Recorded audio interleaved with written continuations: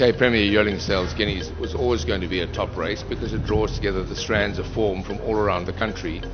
And the winner may have been a surprise to some, but he had already won 3 stakes races in a row, and he won in a spectacular style by 3 lengths. So Variety Club earns his place amongst the best of the winners of the Guineas. This is a breed-shaping race not only for the tradition and the history that's behind it. It's been won by many top horses over the years, from Hawaii to Colorado King to Horse Chestnut and JPEG and Jetmaster and Captain L, but just to name a few. But you notice that many of those horses have become Group 1 stallions in their own right. So this is a race that not only enshrines the championship of the breed, but also it defines the future of the breed. And I'm sure that Variety Club will take his place at Marcus Jooster's Klavervlei stud one day too. And he'll also have the opportunity to provide yearlings for the Cape Premier Yearling Sale. So I think that's a lot to look forward to.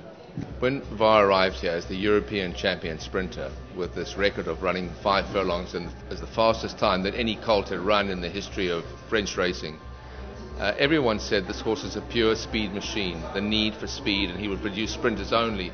And in that first crop along came some really blindingly fast horses like Valdera and like August Rush.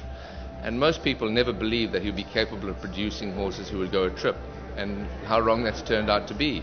Not only now has he had an Oaks winner in the course of this year, but now he's produced the winner of the Guineas and a really outstanding classic colt. And that shows you that in any pedigree makeup, if you have speed and a mixture with stamina, you can actually produce something outstanding. This colt was bred by Beaumont Stud, and the dam La Messine is by Secret Prospector out of Novena. Novena was the winner of the South African Oaks. She was a Grade 1 winner.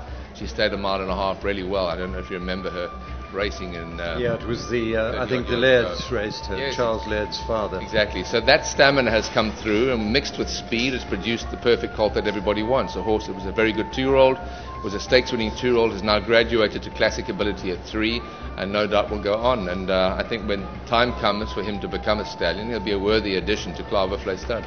VAR has got a temperament that you can only dream of, and I'd like to just pay tribute to the late Tony Taberer. When he decided to buy VAR, it was a very difficult negotiation. Tony virtually took out his checkbook and said, how much do I need to write out to take the horse?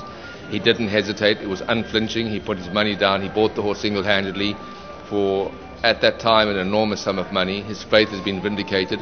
I'm sorry that Tony's not yet to see it, but I do know that before he'd passed away, he would stop every morning on his way to work, and VAR would come running up to the paddock rail, and Tony would feed him a peppermint. So they were the greatest of mates, and I know that today was a very emotional thing for the Taberer family, for Lindy who was here, and for Pippa and everybody at Aventura. And VAR achieved something great today. He added a classic winner to his resume, and I think that they'd be mighty proud to do that. There's no doubt in my mind, I think there's 21 of them in the Cape Premier Yearling Sale. There's no doubt in my mind that by adding this extra dimension of classic ability, his progeny will be that much more in demand at the sale. So he's boosted himself significantly today. The challenge always to find a trophy which was worthy of a race of that caliber and that status, and this one I think is, for me, it is the most beautiful trophy in racing. It was commissioned in 1895 by Leander Starr Jamieson and was presented to the Bulawayo Turf Club for the running of the Bulawayo Summer Cup of 1895. And the significant thing about it is that in 1895 Jamieson and Cecil John Rhodes were already planning the Jamieson Raid, which, if you'll remember in the history books, was designed to unseat President Kruger's government in Pretoria. And they held off the raid for a few days whilst they had the race meeting in Bulawayo, and the raid was launched from what was then the southern part of Rhodesia. And on the 29th of December of 1895, 4 days after this race was run, they launched the raid unsuccessfully. Starr Jamieson was arrested, was deported back to Britain. The English saw it as a great adventure. They pardoned him and appointed him as the Prime Minister of Cape Town.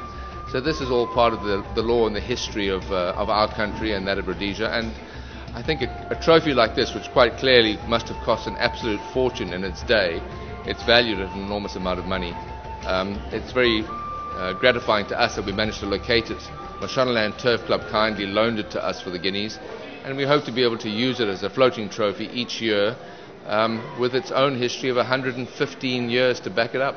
I can tell you that in order to have it valued, we had to ask Mrs. Gaynor Rupert to send details overseas to Richmond and to Cartier and these the famous companies, and the hallmarks are on the side here, so we know that it was made by Elkingtons in the middle 1890s. It's made in Birmingham. It's not solid silver, it's EPNS. Its valuation is somewhere around about £30,000. So it's a 360,000 rand trophy, and I think unique in itself, because this type of craftsmanship, as you realize, is just not made in trophies these days. This particular trophy, I used to see photographs of this in my family album, because my dad won it here in 1953 in Bulawayo.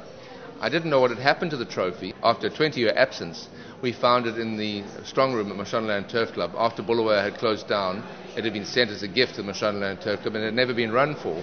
So it was used at the Golden Jubilee of Borrowdale Park 2 years ago, and I had in the back of my mind this something as great as this should really come out into the public attention again, and I'm really happy that the Mashonaland Turf Club were kind enough to allow us to use it. It's the first year that we sponsored this race. We took over the sponsorship very kindly given up by the TBA to us. It was our first year. We were very happy that the branding worked out so well. It is the launch event for the Cape Premier yearling sale. And for the people who matter in racing, the breeders and the owners and the trainers, we had a fantastic turnout. What we didn't have was the holiday crowd. But you know, it's hard to have it all, because most people watch racing these days and all the modern methods on television and on the internet and so on. And it would be nice to think that next year, as we have more time to build it up, we can start a lot earlier, as the Aventura Fillies Guineas do. They start a year in advance, and they build it up so that by the time the day comes, they manage to get a very good crowd.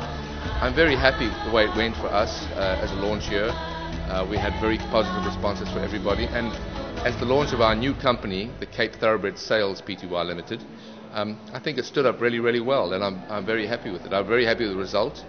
It focuses attention now on the Cape Premier Yearling Sale. It's on the 26th and the 27th of January, 350 horses. It is the select sale of South African breeding, and on the day before the Met, we should have a fantastic crowd. It's being held in the Cape Town International Convention Centre, and hopefully the champions of the future will come from there.